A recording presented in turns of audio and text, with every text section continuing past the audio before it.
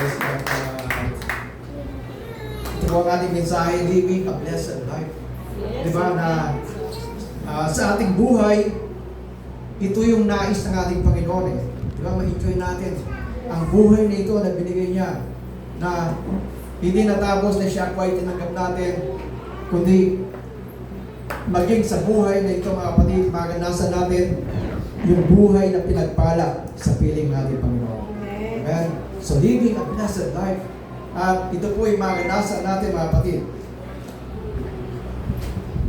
Psalms chapter 1 verse 3, "He shall be like a tree planted by the rivers of water, that brings forth its fruit in its season, whose leaf also shall not wither, and whatever he does shall prosper." Ito yung buhay, ito yung isang tao na pinagpala. Amen. Nakita natin parang isang puno mga kapatid, na siya po ay nagpugat sa tabi ng ilog, at siya ay mamumunga sa takdang kapanahunan. At ang kanyang mga dahon ay hindi malalanta. At ito yung maganda mga kapatid.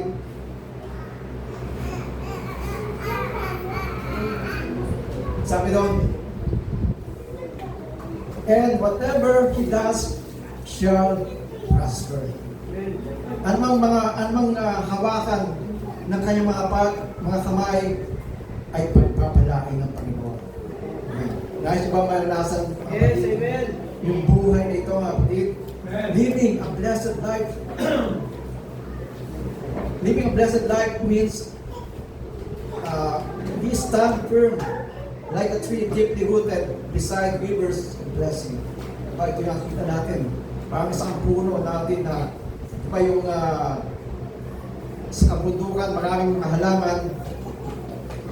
Lahat sila ay tumubo, lahat ay namumunga. Pero makikita natin, yung mga puno na nakatanim sa tabi ng ilog, di ba, ito yung kapatid ay nananaliwa. Anumang kapanahunan, maging tag-init man o panahon ng tag-ulan, makita natin yung puno ito ay manatiling matatag. Diba? At namumunga sa takdang panahon. Maraming mga puno, namumunga din naman eh. Pero minsan bupot eh. Pero yung namunga, yung isang puno, mga kapatid, na natatag sa tabi ng ilog, grabe, diba? Ito yung isang makita natin na magbunga. Amen? At nananatiling sa lupa. So ito po tayo mga kapatid. Maraming lahat ng tao ay tumanggap ng pagpapala ng Panginoon eh. Diba? Sabi ng Biblia, ang araw ay pinasisikat para sa lahat ng tao. Lahat ng tao ay tumatanggap ng biyaya, pero higit ang biyaya, pagpapala ang tinatanggap ng mga anak ng Diyos. Amen? Maraming mga tao mga kapatid, nasa kanila lang lahat, pero may something na kulang eh. Diba? Mayroon silang hinahanap. At ito mga kapatid ay isang bagay na ibinigay sa atin ng Panginoon. Buhay na pinagpala. Buhay na may kapayapaan. Buhay na may kagalakan. Dahil ang Panginoon ay nasa atin mga kapatid. Praise God. At ito po yung ating tinanggap eh.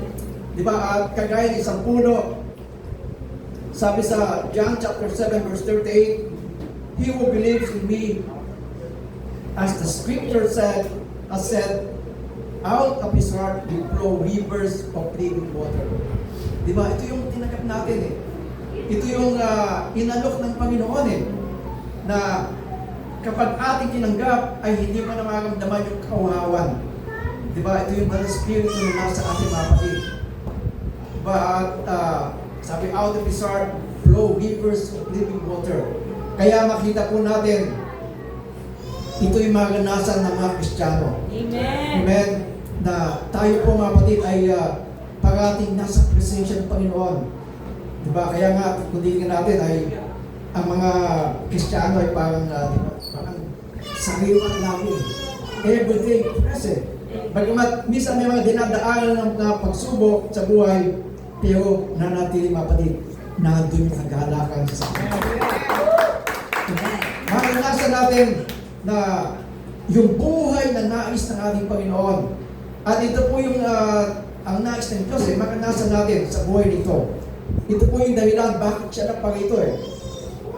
Sabi sa John chapter 10, verse 10, I have come that they may have life and that they may have it more abundantly. Naparito ang Panginoon upang tayo po ay magkaroon ng buhay, hindi lang basta magkaroon ng buhay, kundi buhay na kasaganaan ito. Ibig sabihin, maranasan natin yung buhay na masagana. Sa ibang translation, sabi doon, I came that they may have life and have it in abundance to the full till it overflows. Amen? Kaya ito po yung nais ng Panginoon na maranasan natin bilang isang Kristiyano. Maranasan natin ang buhay na pinagpala na nais ng Panginoon para sa atin. Praise God. Nais ba natin maranasan ito mga kapatid? Praise God. Kaya dito mga tinutulong natin Panginoon, maranasan ang buhay na ito na minsan hindi maranasan ng ibang Kristiyano. Yung buhay na nais ng Panginoon sa kanya. Kaya dito sa Book of Psalms, tinuturuan tayo upang maranasan natin yung buhay na pinagpala na nais ng Panginoon para sa atin. So basahin po natin yung ating verse nito. Sa Book of Psalms, chapter 1, from verse 1 to 3. Blessed is the man who walk not in the counsel of the ungodly, nor stands in the path of sinners, nor sits in the seat of the scorner. Verse 2, but his delight is in the law of the Lord, and his law he meditates day and night.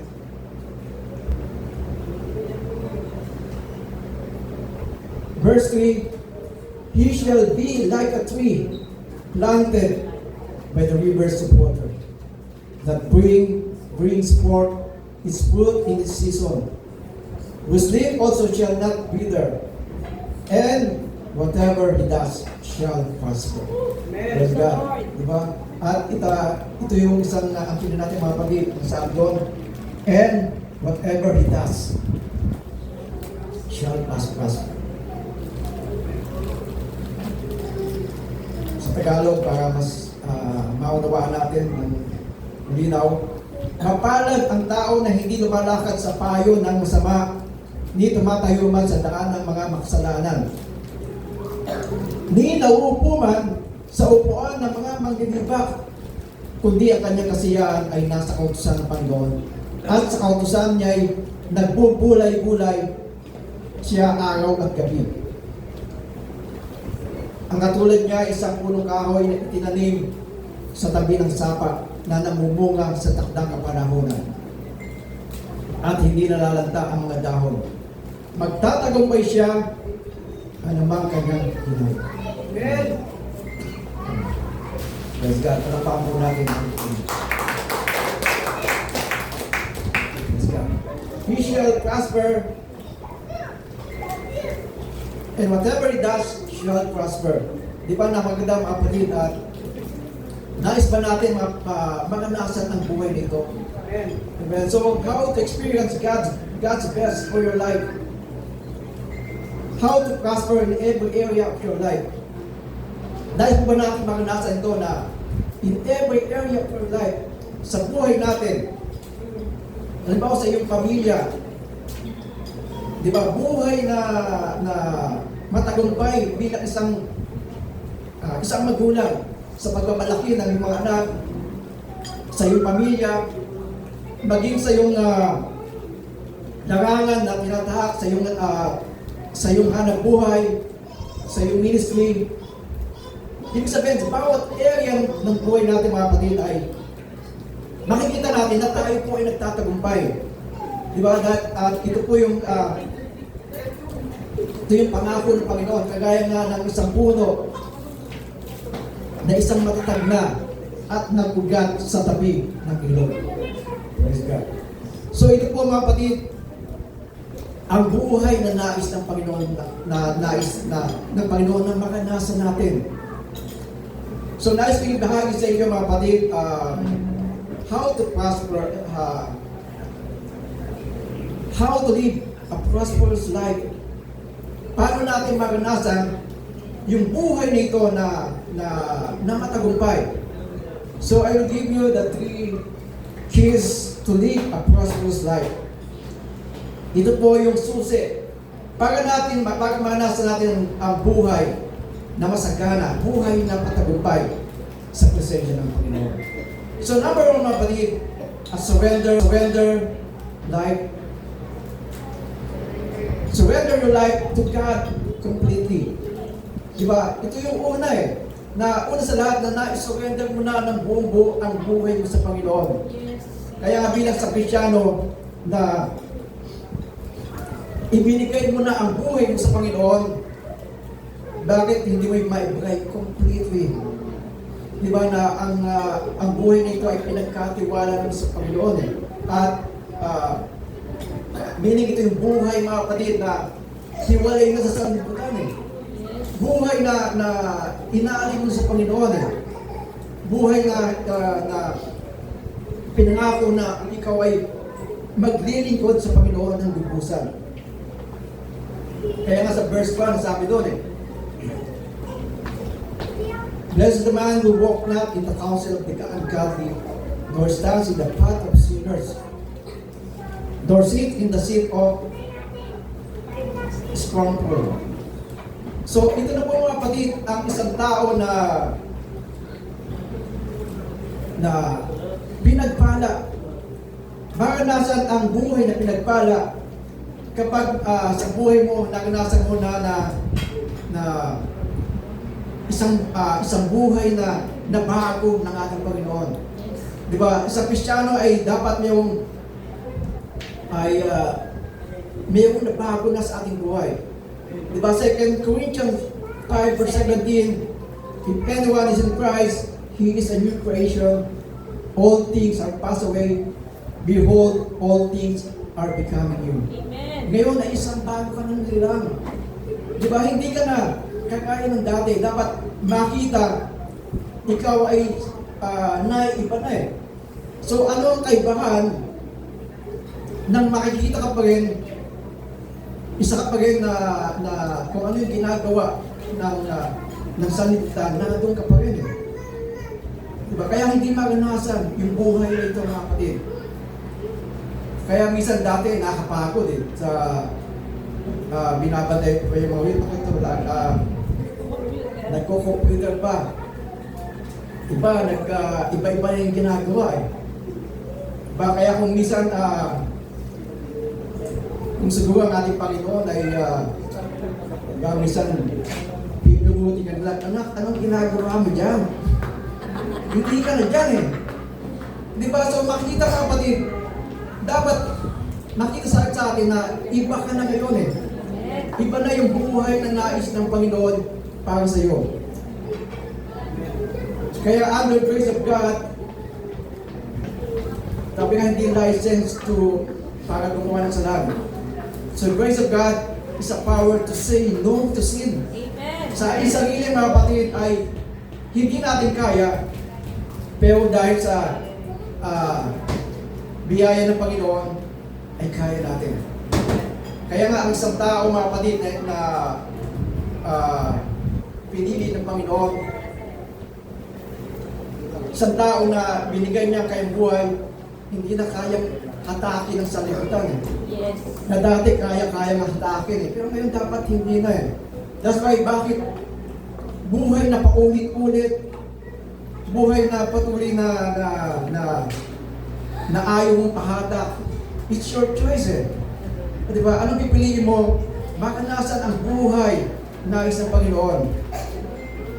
Kaya sabi sa Romans chapter 12 verse 2, And do not be conformed to this world, but be transformed by the renewing of your mind, that you may prove what is that good and acceptable and perfect will of God.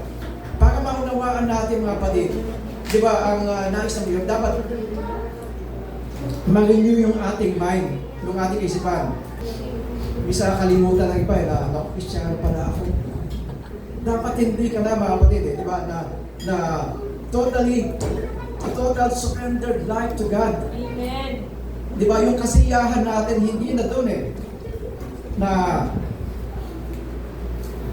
nung dati mga kapatid na ako ay natutong mag-inom din Minsan pag hindi maiwasan na natadala pa rin Pero ngayon mga kapatid, na maramdam mo sarili mo,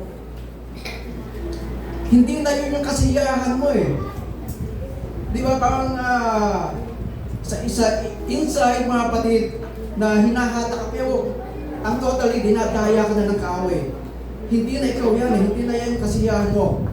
Iba na yung kasiyahan natin mga kapatid. Praise God. Kaya bakit paulit-ulit? Kasi minsan hindi ka matuto It's your choice. Di ba? Hindi naman pero kaya nga sa atin kung wala conviction, hindi ka na-convict, okay lang Di ba? Pero dapat mga kapatid, you are convict, na-convict ka Di ba na ngayon ay anak ka na ng Diyos At iba na yung nais ng Diyos sa buhay mo. Kaya dito maranasan natin, nagsimula nung tinanggap mo ang Diyos sa buhay mo. At patuloy na maranasan kung ikaw totally, ang buhay nito na nalakarang mo ay magbabago ka ng landas at tatahakin mo ang buhay na nais ng Panginoon para sa iyo. Praise God. Palakpakan po natin. So 3 years to live a prosperous life, buhay na masagana, buhay na matagumpay, delight in the Word of God. Kailangan mga kapatid, ang kasiyahan natin ay nandun na sa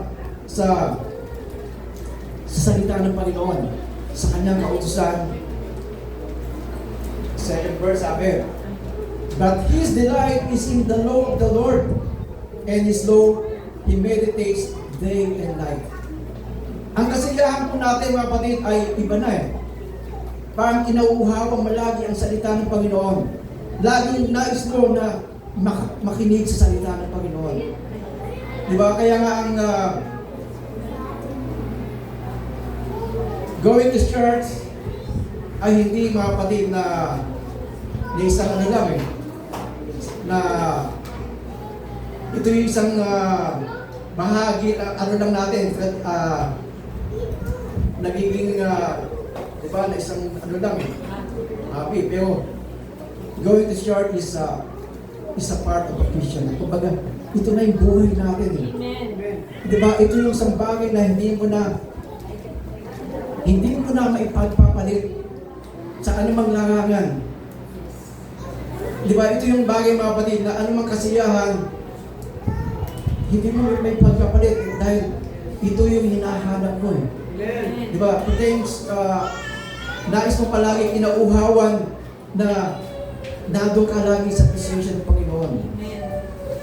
Praise God. At ito na yung kasiyahan mo.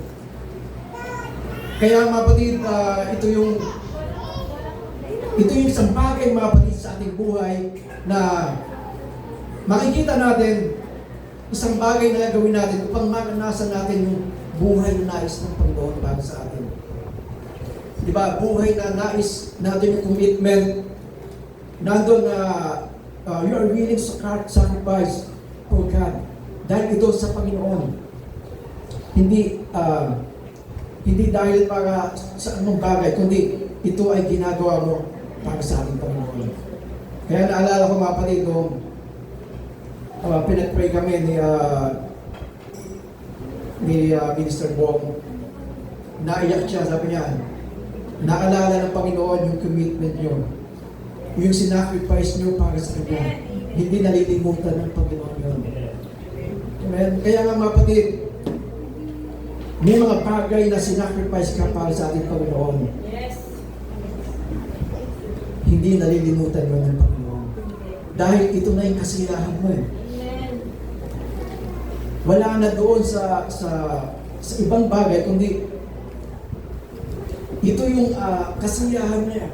Kaya nga, ito yung isang bagay mga kapatid na hindi kayang sa atin na natumbasan ng salapit. Delight in the Word of God. So delight here means pleasure, peace of mind, blessedness, assurance, and security. So eternity is on the mind of the person that delights. Ito yung isang bagay mga kapatid na nasa atin, natin yung peace of mind, kapayapaan, dahil alam natin sa presensya ng Panginoon, doon maganasan ang tunay na kasiyahan. Kaya dito, he shall be like a tree planted by the rivers of water that brings forth its fruit on its season. The sleep also shall not wither, and whatever he does shall prosper.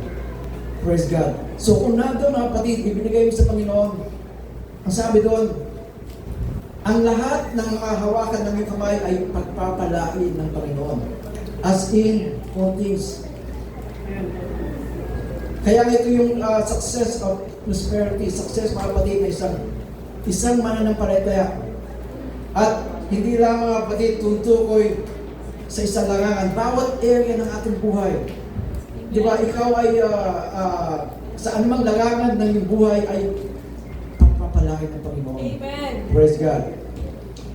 So, hindi mo sabihin na bawat hawakan mo ay lagi kang hindi pertaining sa mga material things eh. In every season mga kapatid, may mga pagkakataon sa buhay natin na minsan inisip natin na tayo po ay nabigo eh. Pero yung mga bagay na inasahan mo ay hindi nangyayari. At minsan inisip mo na parang hindi ka nagtagumpay. Pero totoo mga kapatid, hindi nagkamali ang Diyos. Amen. Sa mga nangyayari sa buhay. Amen. Maging ito mga kapatid ay sa kabiguan, minsan natin mga kapatid, may kapakaanan ng Diyos eh. Yes. Kaya nga, anong mga sitwasyon sa buhay mo, anumang larangan, makita natin, nandun yung tagumpay. Yes. Praise God. Amen. Kaya kahit nasan ka man eh, isang isip na ba na para ako ay magkawa ng malaking pera, mag-abroad eh. So maaaring ito yung kapangaanan, hindi sa lahat eh. Maaaring dito ka nilagay ng Panginoon eh. Pero kahit saan ka man nilagay ng Panginoon, asahan mo, lahat ng mga bagay, lahat ng mga bagay na hinawakan ng iyong kamay ay pagpapalain ng Panginoon. Yes. Amen. Amen. Naalala ko yung sabi ng aming Pastor Pepe, nung walang church namin. Sabi niya, kahit nandun ka lang sa silong ng bahay mo, pagpapalain ka ng Panginoon. 1990s, mga kapatid, talagang grabe yung mga sa looban, mga kapatid, yung mga yun ang kanilang business eh. Sandukan. Mga sandukan, lahat ng mga produkto nila doon lang ginagawa sa looban. Pero pinagpala ng mga kapatid. Yes. Amen. So, makikita natin mga kapatid, ano bang sitwasyon mo ngayon, kailanman ay hindi ka pinabayaan ng Panginoon.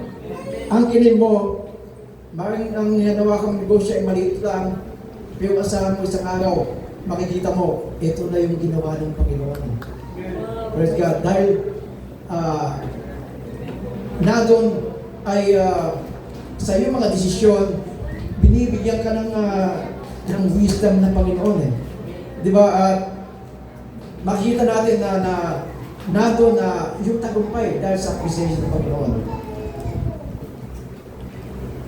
So, ang prosperity, mga kapatid,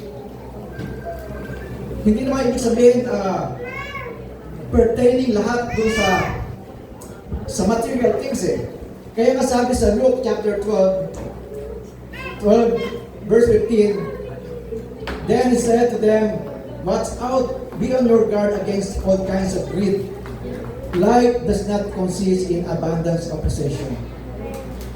Diba sinabi sa kanila, magmasid kayo at kayo'y mag-ingat sa lahat ng kasigman. Sapagkat ang buhay ng tao ay hindi kasaganaan ng mga bagay na tinatangkil niya. So hindi lang daw mga kapatid, ang lahat ng bagay ay dadamitin nyo sa anumang pangailangan nyo, higit na mahalaga ang buhay kaysa sa mga bagay ito. Kaya sabi, unahin nyo lamang kanyang kariyan at katuwiran at ang lahat ng ito ay pawang idadagdag sa atin.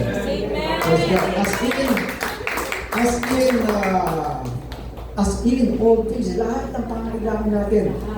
Kaya maraming tao mga kapatid na napapagod, pero isang bagay lang pala mga kapatid, unahin lang natin ang ating Panginoon. Praise God. Kaya ay patungkol lang sa pera eh. Patungkol lang sa mga bagay na tinatangkilik natin eh. Amen? So, pinapaalalahanan po tayo mga kapatid na ang focus natin ay hindi lang sa mga bagay nito. Yes, amen. Kaya nga simple lang po ang simple lang po ang nais ng Panginoon eh. Di ba? Sundin natin kung ano yung kung ano lang yung pinapagawa niya eh. Yes.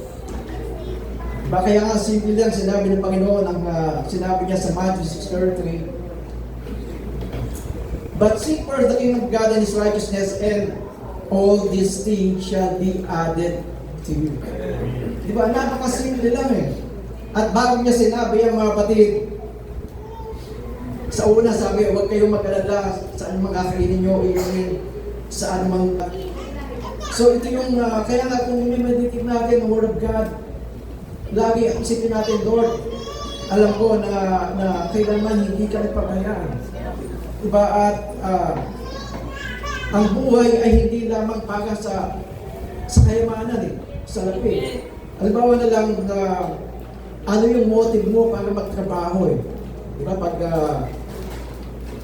Kapag ang motive mo para kumita lang ng pera, bisa nakaka-boring eh. Imagine pag ang yung trabaho hindi ka na nag-enjoy, papasok sa trabaho, tapos papalipas ka ng oras, at after doon, sa sweldo na, papasok ng babang.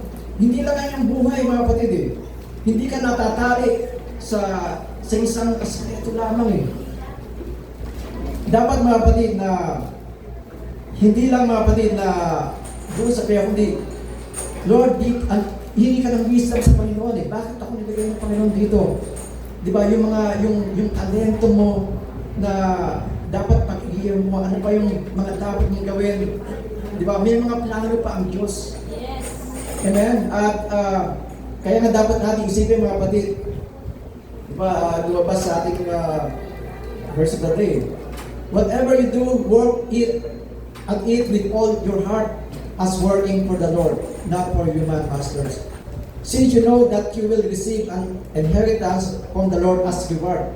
It is the Lord Christ you are serving. Amen. Diba? At isang malagi, ikaw ay naglilingkod sa Panginoon. Amen. Maski pag naglilingkod ka sa ibang tao, ang pinaglilingkuhan mo ang Panginoon. Kaya nga mag-i-enjoy ka sa buhay. Di ba? Na tinuturuan ka ng Panginoon sa mga bagay-bagay na laging mapatid na nandun yung kasiyahan mo palagi na sa salita ng Panginoon eh. Di ba? At makikita natin na ang buhay natin hindi lang nakapokus na ito eh. So hindi naman ibig sabihin mga kapatid na ang Diyos ay against sa mga material things.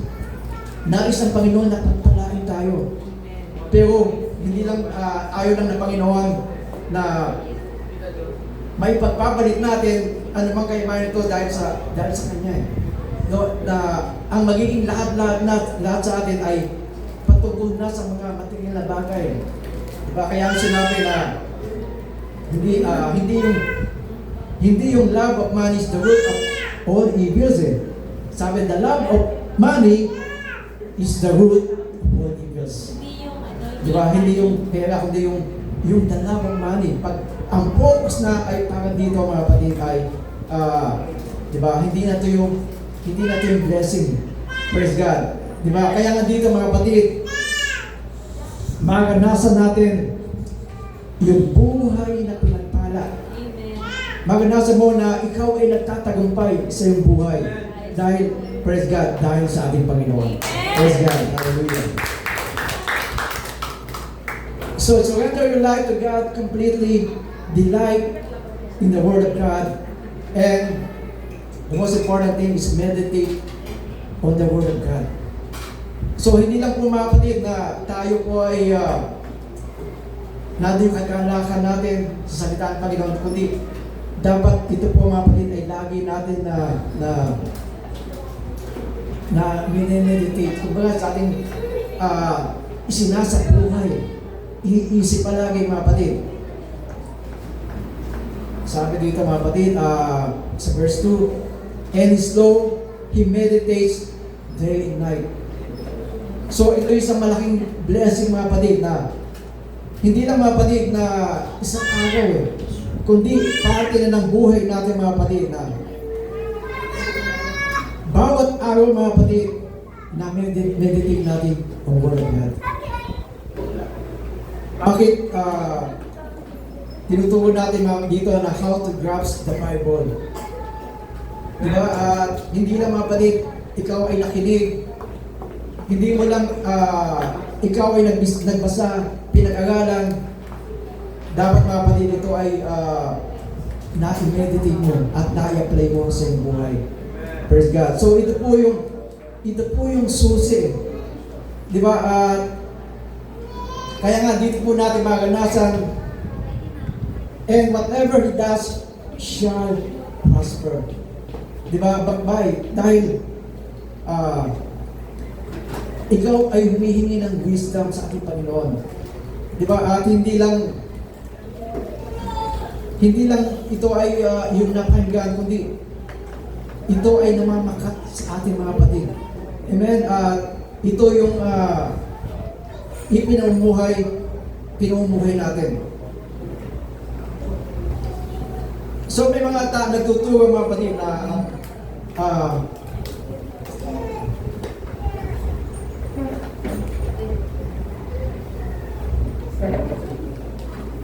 may nagtuturo mga kapatid na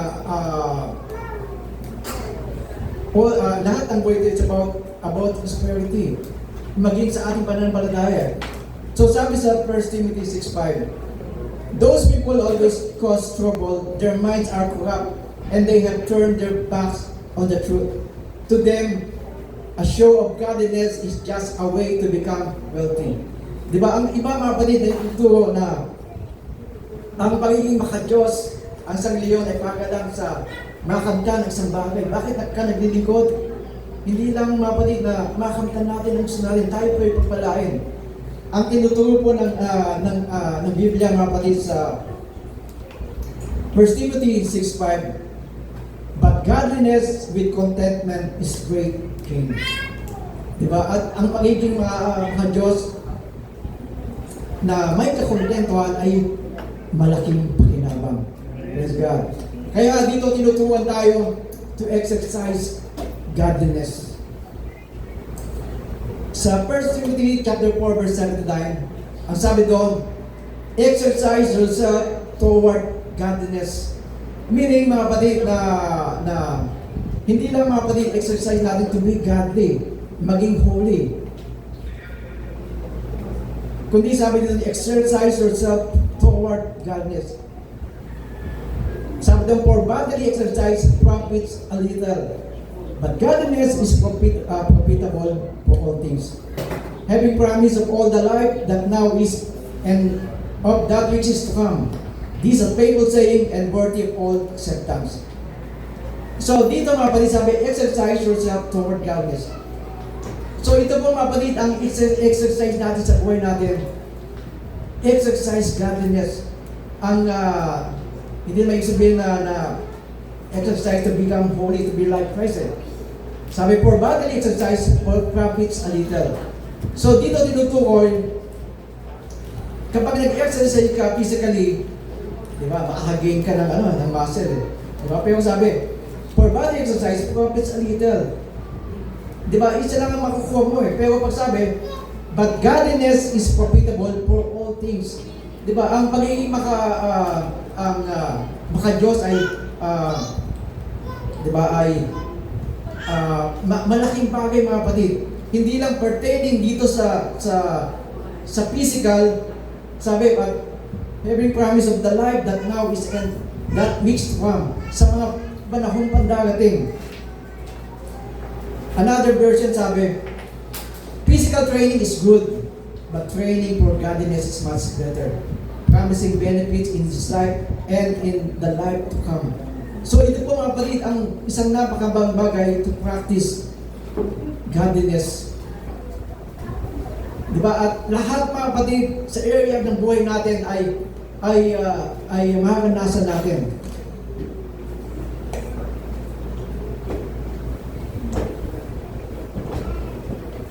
Kasi pinapakita dito mga kapatid, di ba, yung physical Kaya ang buhay mga kapatid, hindi lang more about yung ating physical in every area of your life Kaya nga ito yung isang bagay mga kapatid na nais ng Panginoon sa atin. Ito yung prayer mga kapatid ni Apostle John sa mga naunang Kristiyano. Sabi, beloved, I pray that you may prosper in all things.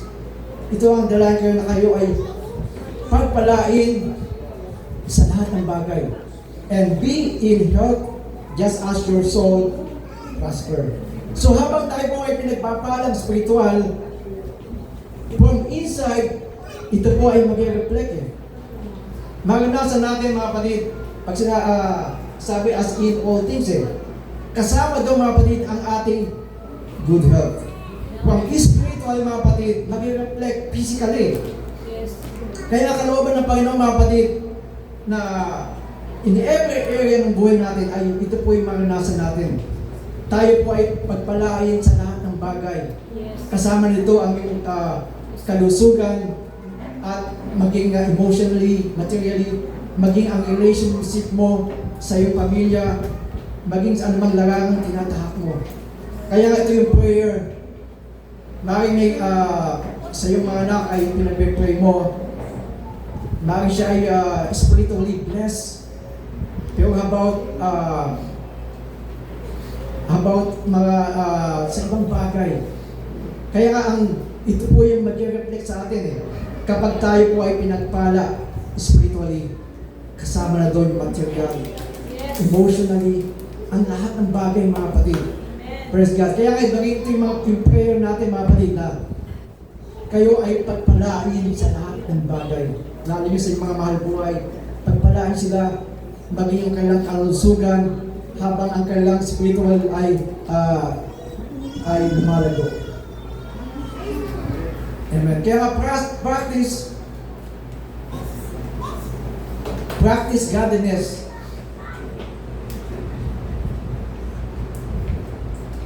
So ano po yung ibig sabihin ng godliness doon?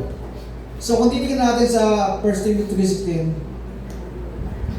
and without controversy, great is the mystery of godliness.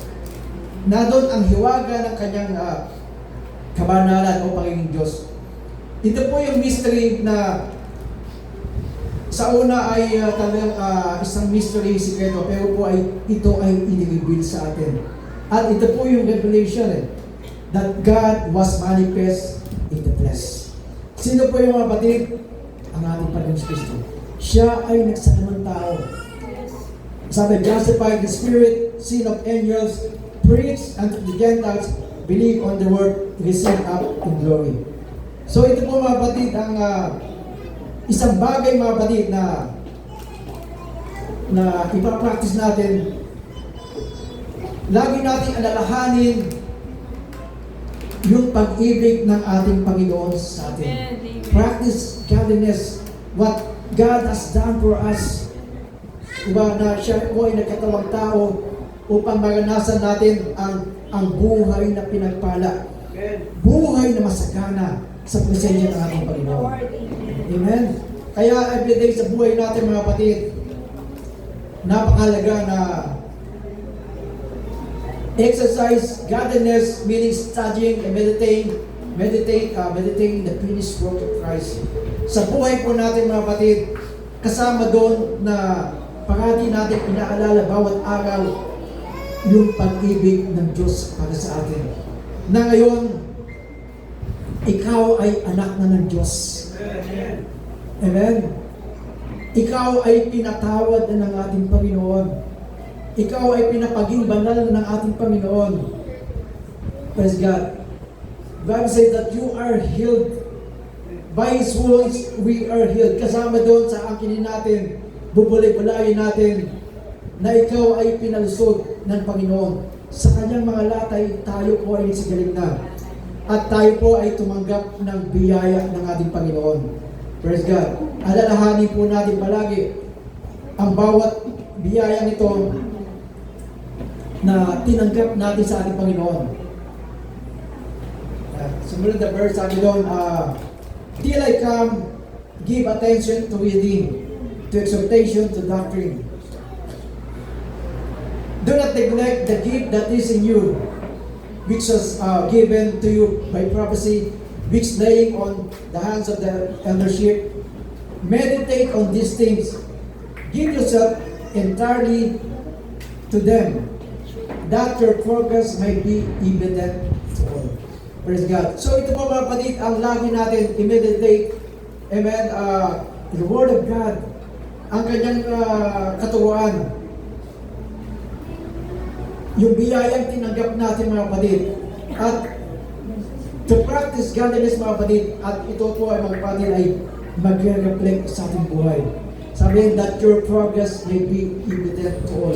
At makikita po sa ating mga kapatid, makikita yung kaibahan mo bilang Kristiyano. Yes, Di ba? amen. Magbubunga eh. Kaya nga ito po yung nais ng Diyos para sa atin. Maranasan yung buhay na pinagpala. Di ba? At isipin mo yung buhay mo ngayon, buhay mo noon, 10 years from now, ano na nangyari sa buhay mo? Di ba? May something na ginawa ang Diyos.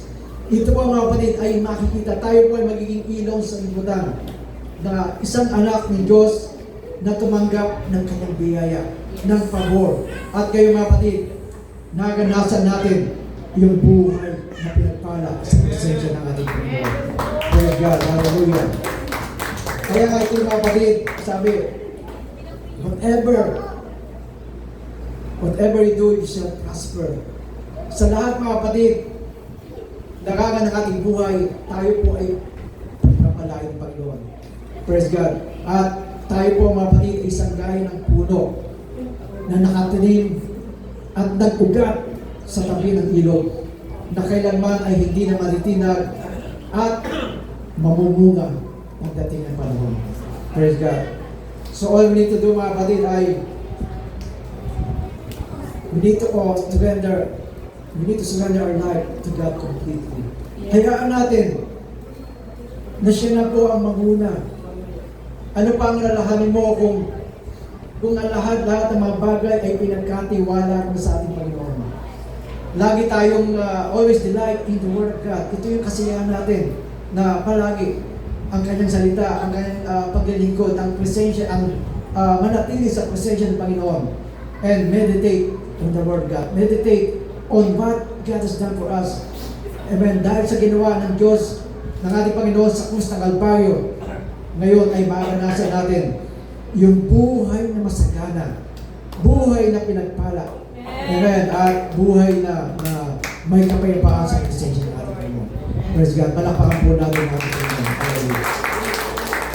Praise God. So tayo pong lahat ay tumayo mga kapatid. At God says, meditate on these things. Alalahanin palagi natin ang kabutihan ng Diyos sa atin. Praise God na nais ng Diyos bawat sa atin maganasan ang buhay nito. Buhay na